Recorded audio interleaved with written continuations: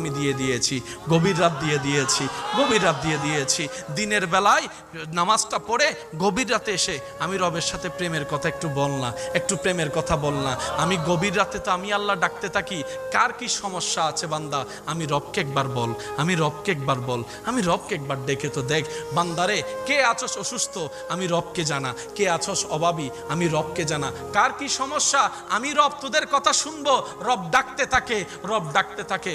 আপনি আমি ঘুমাইতেই থাকি, ঘুমাইতেই থাকি, ঘুমাইতেই থাকি, রব ডাকতে থাকে, অভাবী কে আছো আমার কাছে আসো।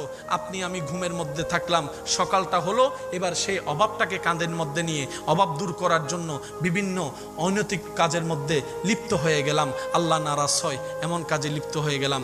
রব বলে যে একটু অপেক্ষা তো করতে আমার জন্য। এই অপেক্ষাটার নামই হচ্ছে সবর, এই অপেক্ষার নামই হচ্ছে ধৈর্য।